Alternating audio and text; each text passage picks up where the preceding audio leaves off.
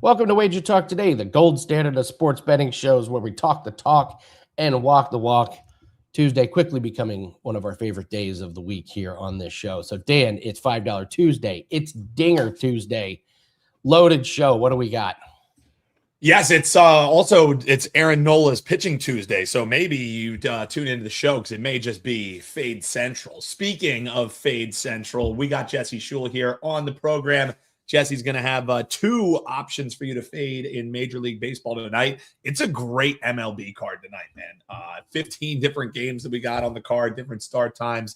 So we're going to break down some MLB for you here on the show. Don't worry, hockey fans, and don't worry, NBA fans. We got you covered as well with Ross, the mother effing boss, Benjamin. That's right. We're going to talk Western Conference Finals. The Knicks wait.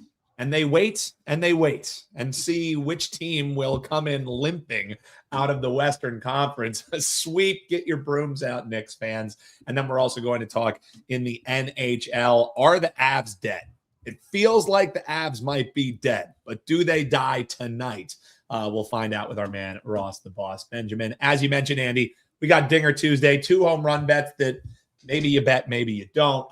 We're going to take you all around the world. But, Andy, let's start it how we always do before we bring in the two great guests we have here today.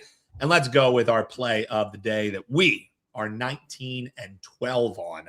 Looking to bounce back from yesterday's first 5 loss with our Blue Jays bet. But what are we going with today, brother?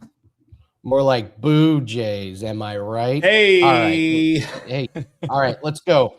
Really low total here. If this was 4.5 points, don't play it. If it's 3.5, I like this one. It's good enough to be a play of the day. Luke Cornett over 3.5 points.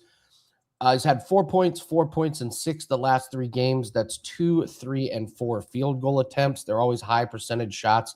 They're always at the rim. You could look for a rebound putback, alley-oop. There's just lots of ways for him to get a couple in there. He's averaging 12 to 13 minutes. That's the floor. If there's foul trouble for any of the Spurs bigs, he could get in there. If there's a blowout in the fourth, he could get in there.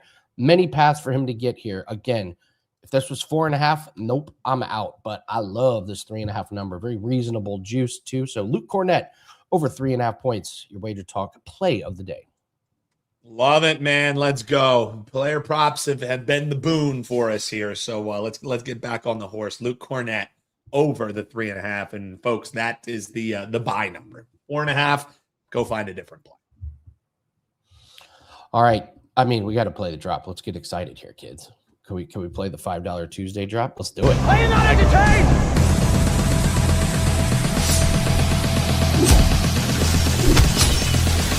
They love it when I turn up the bass. Are you not entertained?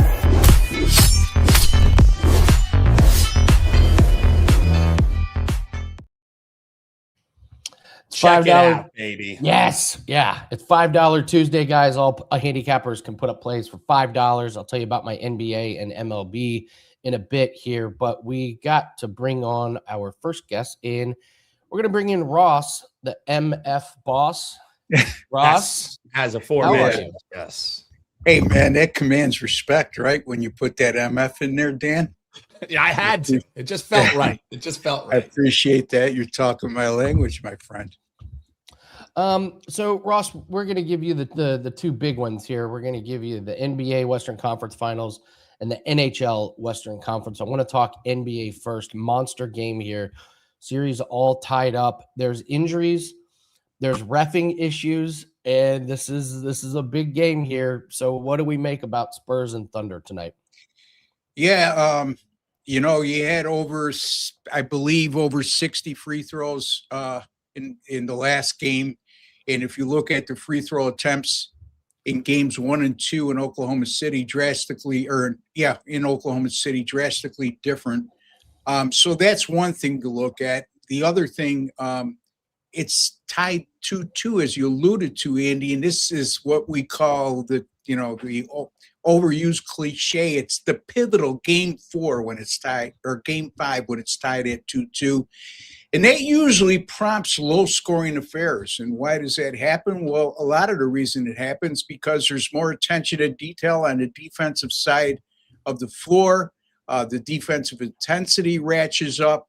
And as you look at NBA history, it certainly backs those claims up. I mean, number one seeds like the Thunder, coming off a 103-82 loss at San Antonio since 2010. Number one seeds playing home with the series tied at 2-2, and are coming off a loss in which they scored a 101 points or fewer. Those games have played 8-0 to the under since 2010, and they only averaged a combined 192.8 points scored per game. Then when you get into number one and number two seed matchups in a conference final with a series tied 2-2 since 2013, that situation has arisen 5 times. All 5 of those games went under the total.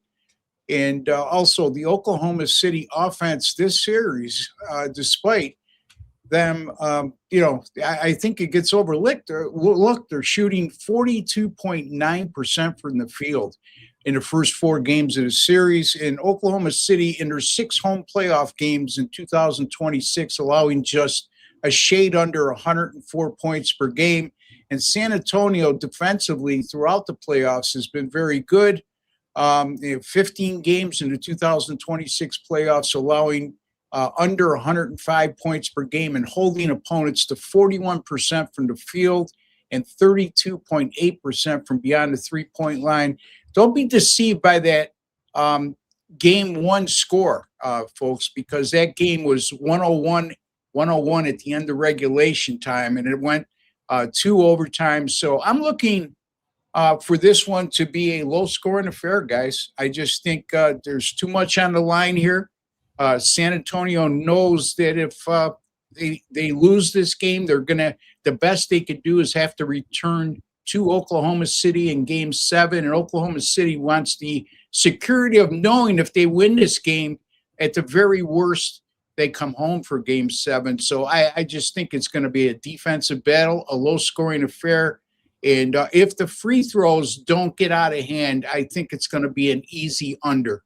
And that's a big key right there. Referees come into play when it comes to free throw attempts. And one of the most overlooked things, like I've alluded to many times on this show, when handicapping NBA or college basketball, is free throw attempts. You need to put that in the equation if you're looking at a total. So I'm going to go under here, guys. Spurs, Thunder under 216.5. All right, we got to move to this hockey series. What in the Golden Knights is going on here with this one? I mean, it's a straight pick 'em on this game tonight, but man, Avalanche back against the wall, 3-0. I got to tell you, if there's one sport where if a team's down 3-0 where it can happen, it is the NHL. It's happened it's happened 7 times, I believe. I might be somewhere in that neighborhood, as opposed to the NBA, where no team has ever came back from a 3-0 series deficit. And you know what? I just think this Colorado team, they're sorely missing Cale Makar. And a devastating loss in Game 3, in which they blew a 3-0 lead early on, losing that game 5-3. But money line favorites of -110 or greater, I have Colorado at -115, Andy. Money line favorites of -110 or greater in the playoffs that blew a 3-goal lead in their previous playoff game. They've 3-0 since 2011. So it's a rare occurrence, but you would think they would be devastated and have a hard time coming back from that emotionally. But the short sample size of 3-0 shows that's not been the case, and they won those 3 games by 2 goals per game. Let's not forget, Colorado's an excellent road team. As a matter of fact, 17-3, despite that loss in game 3, they have gone 17-3 on the money line in their last 20 on the road, and that includes 9-1 if they're on the road, and their previous game was on the road as well. So Mackenzie Blackwood, by the way, gets the starting goal tonight for Colorado. Very interesting. After Wedgwood left a lot to be desired in the first 3 games of the series. And Blackwood, by the way, 15-4 in 19 road starts this year with a .920 save percentage. That's awfully good. I just think too much pride here with the Colorado Avalanche. This is a team that won the President's Trophy, Andy. They piled up 121 regular season points.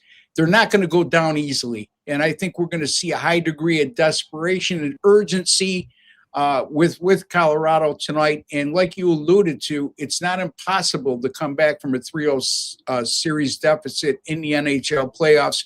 And if any team believes they could accomplish that, it's the Colorado Avalanche. After the regular season, they had in the first 2 rounds of the playoffs, they were dominant as well. So we're going to go with Colorado here, -115 on the money line over to Las Vegas Golden Knights, and they force Game 5 at home in Colorado. I'm reading this. It feels like the coach just fired a shot at Cale Makar. They asked him about it. They asked me, he goes, it's going to be Cale's decision on if he's coming back. He's doing all the work. I don't make that decision for him. So basically, he's going, it's up to you. We've determined that you're good enough to play. That's questioning his character to me. That's calling him out. I mean, in the NHL playoffs, you've had players play with a broken leg. I know that with the Buffalo Sabres, for example, in Game 7, Owen Power played with a grade 4 ankle sprain, which is the worst that you could possibly have, and played a hell of a game. So there's a long history of players playing with serious injuries or serious injuries for that matter. And for him not to show, he came out in the warm-ups, I believe, for Game 3, and he practiced with them the last 2 times. So, I know I know locally, if that involved Buffalo, they would be lambasting Cale Makar if he was a member of the Sabres. And I can't imagine the same doesn't apply in Colorado as well. So calling him out, man. We'll see what happens. Yeah, what was it? Was it Max Pacioretty? Who was it? He had like Achilles injury in August. He's out there playing in January. It's like, Max what's wrong with you guys? Former Montreal Canadian. Yep. Yeah, I think so. There's several instances of that we can go over the last couple of years. I believe somebody from the Bruins was playing with a torn knee ligament in that series. So, again, I got a question. If he's questioning his character, it makes me wonder a little bit too about his character. So, but. I'm not in a position to know exactly what's going on, nor are you guys, to know exactly how this guy feels. Maybe he feels with the injury he has that by playing, he's going to hurt your chances of winning. I don't know, but I know that the norm has been to play if you're capable of playing. What if he was like almost going to play and he's like, I think they can win Game 3 without me. And then they're up 3-0 and they're like, what a great decision. What a great decision. Like, we're going to win this one. Well, until Bednar made those comments, Andy, I was assuming, they're saying, look, we could still win this series. Let's not force them, but that's not been the case, So, woe's me. Yeah. Absolutely. So, well, you get tons of great comments on here. People asking about you to break down games and everything. So we love having you. And of course, it's $5 Tuesday. What do you have for $5? Have NBA Game 4 or Game 5 winner up very shortly, folks. As soon as I get off the air here, it'll be up. I'll have a winner for you there. NBA winning the last two days in the NBA, and NBA playoff picks. Since 2021, up 123 units in net profit. Also, all sports up 183 units in net profit since May 12th of last year. That's over a year, folks. So, again, you should look into that 365-day all-access pass with yours truly. That will get you $1,188. Will get you that 365-day pass. All sports, all premium picks, including 5% best bets. That amounts to approximately $3.25 per day. and $99 a month. So when you break it down like that, folks, it's an absolute steal. So take advantage of that. Major League Baseball up over 60 units since last year. Number one last year in the regular season. What am I missing? That's it. All sports, Major League Baseball, NHL playoffs. I won't have a pick for tonight in the NHL playoffs, but I will have a pick for Game 4 in the Montreal Carolina series later today. Awesome stuff, Ross, the MF boss, Benjamin. Thanks for joining us. Appreciate you, Ross. I appreciate you guys having me. Have a great week, my man. Thank you, brother. Yeah, we get, that's true. We get comments all the time. Is Ross coming on? Can you break down? No, it literally is. And when we had to switch things around, people were like, "Where's Ross? Where's Ross?" It's the comment that keeps on giving. You are a loved man, Ross Benjamin. So, sure. We got a couple interesting stories. One under the radar story that I think is going to have some massive impact. But $5 Tuesday, I've got an MLB and an NBA best bet that is up. We lost our NBA best bet by the hook last night on Mikal Bridges over his points and rebounds when he doesn't play a minute in the fourth quarter. So we lost by and he was 1 for 8 from 3-pointers. So we had his points plus rebounds, 18.5. He lost 18. It's annoying. It didn't bother me because the read was perfect. If he plays in the fourth quarter, he gets over. And if he makes one more shot, we get over. So we do have a $5 NBA best bet that is up. And then 7-1 on MLB props. That has been really, really good to us. I'm going to stay in my lane and focus on MLB props for clients because I played the Rays yesterday and they lost in some of the most excruciating fashion. Brutal. So props has been really, really good. That's what I specialize in. That's what I need to stick to. Dan, I found an angle that has hit 14 out of the last 15 games on this MLB prop. It's probably my favorite prop that we've played for the season. The line is so not right. The line is so not right. And I'm stoked it's on $5 Friday because we get to share it with everybody. So let's see. You want to go over this weird story here real quick? Yeah, let's do it. Then we got Jesse Shule coming up here. So if you guys didn't notice, there was a ruling that involved Fernando Tatis, and this is going to have such a big effect on things kind of behind the scenes. So here's what happened. So this company, Big League Advance, they go to teenage athletes that they think are going to be really good, and they give them a few $1 million when they're teenagers, all right? So Fernando Tatis, they gave him $2 million in exchange for 10% of his future earnings. Tatis signs a 14-year, $340 million contract, okay? Tatis doesn't pay him and says, no, that was predatory. This is like a high-interest loan that targets young people. The courts ruled in Big League Advance's favor. Tatis is going to appeal. If this appeal doesn't work, Tatis owes them $34 million. Straight cash, homie. And here's the ripple effect. Big League Advance has done this with hundreds of current and former athletes. Dan, there's a golfer right now, Tony Finau. He is up, you know what, creek with a deal similar to this. If this is the precedent, there are going to be so many athletes that now owe tens, totaling hundreds of $millions to just this company and beyond. This is going to have a big, big impact on things. Don't know how it affects the gambling community if it does, but this ruling was monumental. There's some athletes that made deals when they were teenagers that now it's time to pay up. So this is an under the radar. Brutal, story. Man.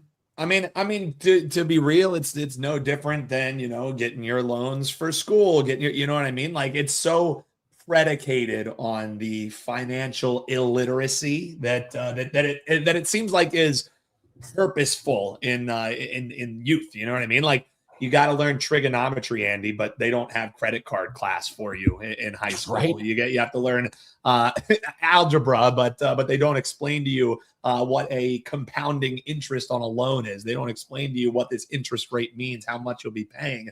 So, this is just another example of taking advantage of financial illiteracy, and that's that's what America is kind of founded on here, Andy, as far as the loan industry goes. Yeah. So, let's bring in Jesse here. We got to talk some MLB. So, Fade God is with us. Guys, you've made the big time when you got Ross the Boss opening for me. That is true. That's big stuff there, Jesse. And it is Ross the mother effing boss, as he has been affectionately known here on the show. Jesse, it's great to see you, man. Always a pleasure. We got two potential fades for people in MLB. Like we said earlier, it's a huge MLB card. So we got the Cardinals and Brewers game, and then we also got the Yankees and the Royals game. As far as those four teams, anything stand out to you, Jesse, on who we should be fading here on a Tuesday? Aside from the two games you got me covering, I guess the Athletics are hosting the Mariners tonight.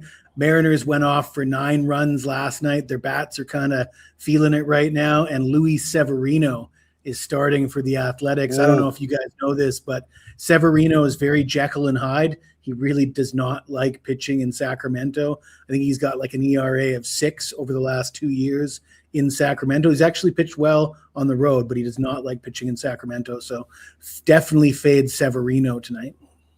Man, a bonus fade. Jesse comes prepared here. All right, let's talk McGreevy versus Harrison. That is the Cardinals taking on the Brewers here. Brewers pretty notable favorites. You think that's earned here against the Cards? How are you looking to play this one, Jesse? Yeah, I'm looking at a price of minus 181 for the home favorite, Milwaukee here. And I can't get down on, I'm a guy that I like to bet favorites, but that's a little too high for even myself. But I've found a way to fade the St. Louis Cardinals. Cardinals is just 2-5 in their last 7 overall. They ranked 25th in scoring in the month of May. They got off to a great start. I didn't expect St. Louis to be good this year, but their young pitchers and a few young guys in the lineup have done a little bit better than I predicted they would. They lost game 1 by a score of 5-1. They're 1-4 in their last 5 at Milwaukee, and they failed to score more than 3 runs in 4 of their last 5 at Milwaukee. The Brewers 31-20, 17-11 at home, first place in the division, and 13-4 straight up in their last 17 overall. Brewers might be the hottest team in the majors, but even hotter than the Brewers are is their starting pitcher Kyle Harrison, 5-1 with a 1.77 ERA and a 1.07 WHIP on the season. He's coming off a phenomenal start, tossing 7 scoreless innings, allowing just 2 hits and striking out 11 in a win at the Chicago Cubs. He's 4-0 with a 0.96 ERA in his last 5 starts. There's no way I'm stepping in front of Kyle Harrison tonight. And Milwaukee's got a top 10 bullpen as well. So when he's done, the bullpen can take care of business. We're going to go St. Louis team total under 3.5. That's a lot more affordable than betting on Milwaukee on the money line. Yeah, way to find a better way to attack that one. I like that thought process there, Jesse. All right, man, let's talk about this other game that we have here for you, the Yankees and the Royals. Andy and I, we do our Dinger Tuesdays here where we show everyone our dingers at the end of the show. We pick a guy to bet a home run. I basically looked at this Yankees roster and said, if I pick home runs in this game, everyone's going to get one except the guy that I choose. So take your pick because Falter is on the mound and all he likes to do is falter. We have to be fading the Royals in this one, right, Jesse? Yeah. If for those that like trends, there's some pretty notable trends in this game. And one of them might involve your home run prop. But yeah, the Yankees, they're second in the AL East. They won game 1 of this series. The Yankees are actually 10-0 straight up in the last 10 head-to-head meetings between these teams. So there's one notable trend, a 10-game winning streak against the Royals. 4 of those games were in Kansas City. The Yankees 4th in the major leagues in scoring. And Cam Schlittler starting for the Yankees, 6-2 with a 1.50 ERA and a 0.86 WHIP.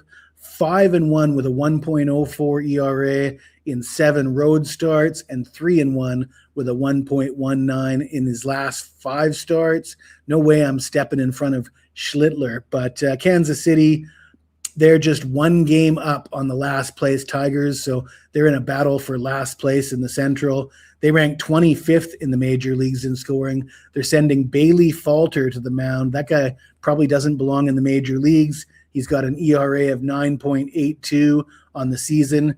He's only appeared in 4 games, allowing 8 runs on 15 hits and 6 walks in 7 1/3 innings. Now, he hasn't done very well against the Yankees, and there's one Yankee in particular that's owned Falter, and that's Trent Grisham, 5 for 5 with 3 home runs and 7 RBIs lifetime against Falter. I've never seen ownage like that. Unfortunately, Trent Grisham's not hitting anybody else, so I don't know if you want to lean into that trend, but 5 for 5, 3 home runs, 7 RBIs lifetime. But I'm going to look at the Yankees -0.5 for the first 5 innings. It's priced at -145, but that's a lot better than laying 2-1 on the money line. So first 5 innings, Yankees -0.5 a run. Boom. Jesse Schul and David pointing out he likes the Schlittler over 17.5 outs. So does he go 6 innings? That's basically the math equation that you're trying to get there. Last outing, I believe he did go deep in that one. I think it was 6 innings he got in that one. So you would have cashed that in the last outing. He's been terrific. His name does not precede him. I guess we could say no dropping any Schlittlers in that one. Jesse, $5 Tuesday, my man. I appreciate it. Not only did you give us 2 fades for free here, you gave us a bonus one right out of the gate. What can folks find to thank you for your services over at your page, Jesse? Well, my $5 Tuesday play is in the major leagues. It's a prop bet, a 4% prop bet, and I am number 1 in profit at WagerTalk with MLB props the last 365 days, but I would recommend that people have a look at my 5-game all-access pass today, because I also have a hockey play, and I'm 21-7 in the NHL playoffs. And I got NBA, baseball, and hockey available in my all-access pass, and I would recommend that one. I love it. WT.buzz/JS. And Jesse, you stay hot on those props, because Andy and I are coming for you in MLB props. So you better stay hot, brother. Jesse, always a pleasure, man. Great to see you, man. WT.buzz/JS. Yes. Go ahead. Is that guy nominee for Dinger Tuesday? 5 for 5, 3 home runs off of. That's 1. what I'm thinking. But like that's what makes Dinger Tuesday so tough, Andy, is because like there's so many good cases to be made, and then it's you're picking a needle in a haystack. That's why we tell you, if you follow or fade, I don't really know how you fade a home run prop, but if you follow the home run props, I suggest you use the amount that book allows you to, and it's $10 bets. That's what I've been doing, Andy. And technically, because we hit the nice 6-1 that we had on the boost with Bryce Harper, even though we haven't hit a dinger since, I'm still up $10. So I need to hit this one tonight. Let's see. I had another thought before we get to all around the world, and to bounce this off of you. So before we know it, football season's going to be here. And so I've been listening to some podcasts about these crazy schedules and all these games that are on Wednesdays and the Christmas games. You know that Christmas game starts at 9 a.m. on the West Coast?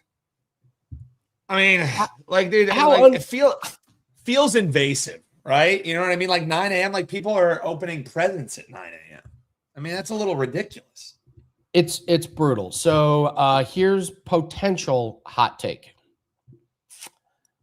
Is this maybe a massive decline in fantasy football? Do you know what a nightmare it is to do lineups? Think of the nightmare it's going to be to do your lineups in fantasy football with all these games on all the weird days, with all the injuries. Yeah. They play on Wednesday. What if I got a guy that's questionable on Wednesday? Do I start him or do I? And how many times are you going to forget to set a lineup?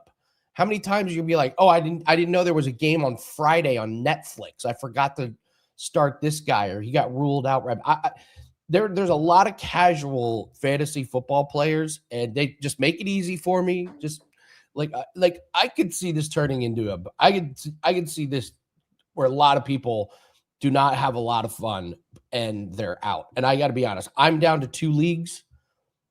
Just give me a reason to not drop my 1 league. I'll always play with my college buddies because we've been in it like 25 years. But telling you, man, there's going to be a lot of people that are like, no, forget this, man. I can't remember Monday, Wednesday, Thursday, Friday, Saturday, and Sunday games. It's too much. Andy, so you bring it up for fantasy players. I've drastically cut down on my leagues as well. So like, give me a reason to not do fantasy anymore, please. You know what I mean? It's because you're in the same league with your buddies that you've been in for like 10 years. You know what I mean? So it's like the only time that you talk to them. So that's really the reasoning behind some of these leagues.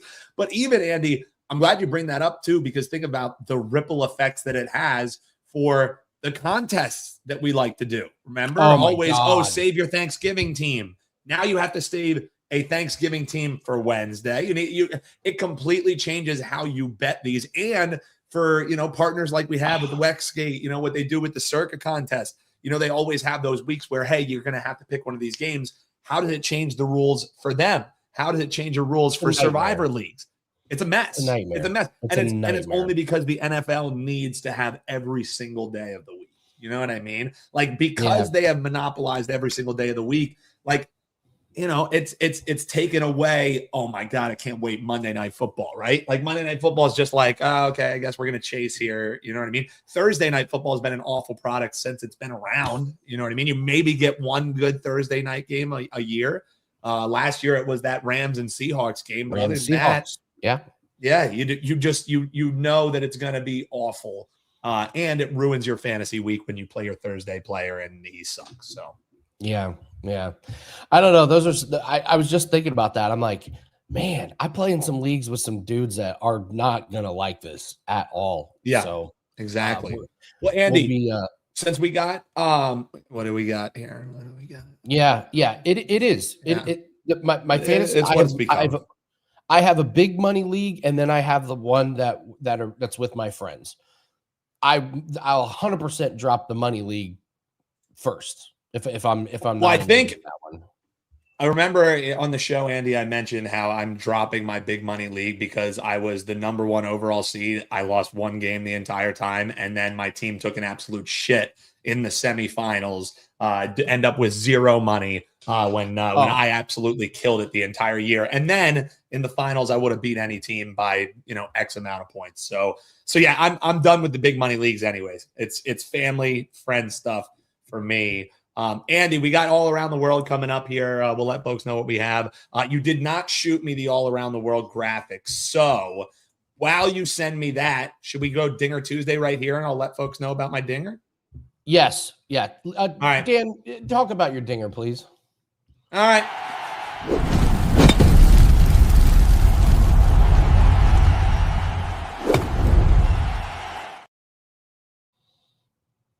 You show me yours and I will show you mine. It is Dinger Tuesday, folks. That's right. And this Phillies fan is looking to fade one of the guys who, if you've been a fan of the baseball show, you've been a fan of this show, I am not very pro Aaron Nola. And we have a chance to, and don't worry, Jan, I got you. This is all about the dinger for today here. And B, we do want to know about your dinger. Let us know, my friend, in the comments below. Which dinger are you looking to go for? Gavin Sheets is my dinger. We're going dinger in the sheets, getting freaky in the sheets with San Diego Padres. This one is sitting at around 540, 550. If you use that boost, you can get up to around 810, 820. Gavin Sheets has been hitting it really great right now. It hasn't really translated into an astronomical amount of home runs, but he has 9 this year, and all of them have come against right-handed pitching. He's been really strong against righties. And now you look at Aaron Nola. In his 10 starts, he's given up 9 home runs across all of them. So this is a guy who just seems to usually give one up early, and then he settles in. Last night in San Diego, that ball just kept dying. That game should have flown over, and the ball just kept dying. I don't think that happens here again tonight in San Diego, with the game being later, not a day game. So we're going with Gavin Sheets. Let's get freaky in the sheets with our dinger. Plus 550, Andy. That is my Dinger Tuesday. All right. Good dinger. Good dinger talk. I'm going to here. Let me see mine. Mine is going to be in the Dodgers and Colorado Rockies game. I was looking at that one as well. Yes. What dinger did you find there? Okay, I'm going a completely different route here. So I'll go over just the stats. Mookie Betts only four home runs this year. Kyle Freeland is pitching. He's giving up 9 home runs this season. But here's the angle. Tokyo Brandon last year cursed the anti-curse on the Brewers. He said the Brewers weren't very good. The Brewers come out to start the second half of the season. They go 22-4, end up with the 97-65 record, best in MLB. Okay, so Tokyo Brandon said a team was not going to be good, and that was an ongoing joke. This morning on Total Bases, he said Mookie Betts is washed, done. Oh no.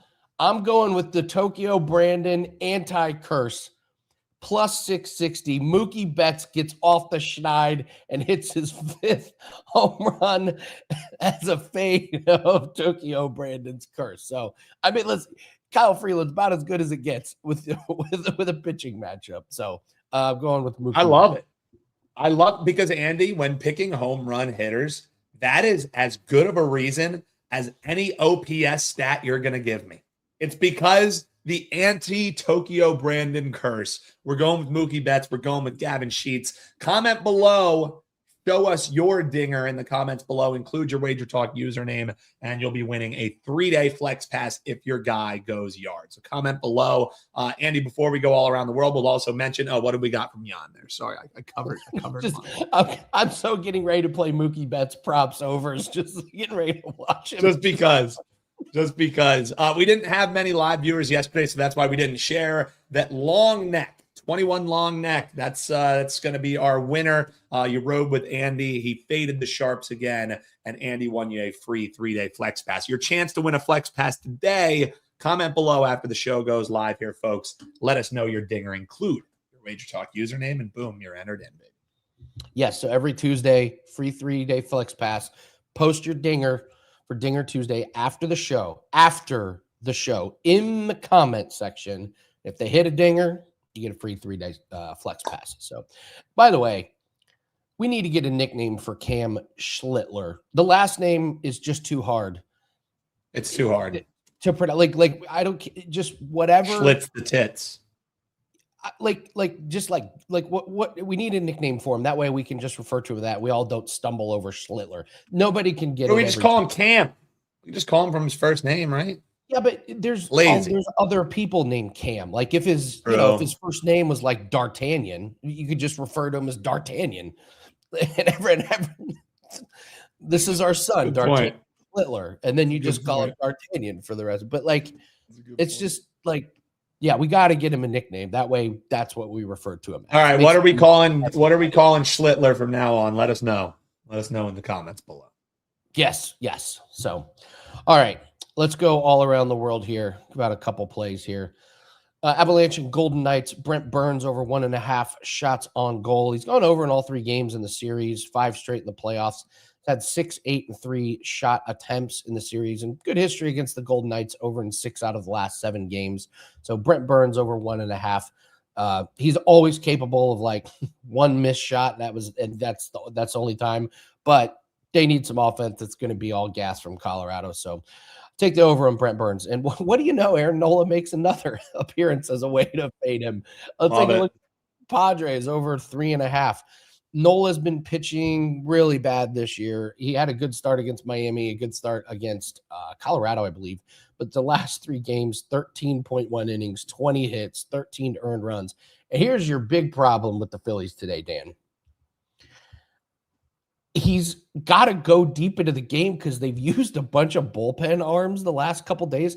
The books have his outs number at 17.5 at minus 140.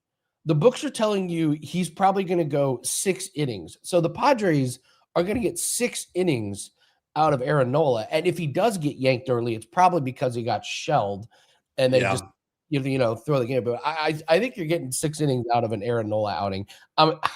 The Padres' offense has not been very good. Nola has a really good history against these batters, but that was when he was in his prime. He's fade material, so I was surprised that you're going to get an opposing team of Aaron Nola at 3.5 and not 4.5. So I think that's worth a look. Love it. We got some big titty schlitty. it's pretty good. It is pretty good. It's pretty good. It's a great one. Great one for you, you fans out there of National Lampoon. Schlitter's full. No, we're trying to make it to where we don't have to say Schlittler. Like it's the Mr. Cy Young. Mr. Cy Young is not. But okay, starring in a new show on Netflix. Yeah, you guys aren't getting the. We're trying to get rid of the name Schlittler. Like we need a nickname like Gas, or like Fastball, or I don't know, some nickname. Yeah. We're trying to get it where we don't have to say Schlittler. All right, good show, Dan. We're going to be recording the cut line right after this to get you ready for this week's golf tournament. We got some good Jason. Yeah, we are going to talk golf here right after the show. We're going to record that and get that up. We got the Charles Schwab challenge. The only challenge from Charles Schwab is their bullshit interest rates that they give you. But anyway, I digressed. So hit the like button, comment below with your dinger. So let's have a big $5 Tuesday, guys. Come on, we got to rock. I took some bad beats yesterday, so let's get off the schneid. MLB, NBA is up, and also our half price 5% tennis play is still up. It was supposed to start this morning. A bunch of matches got moved, so we still got a 5% to go tomorrow. So, all right, same time, same place tomorrow. Good luck on your bets. Take care.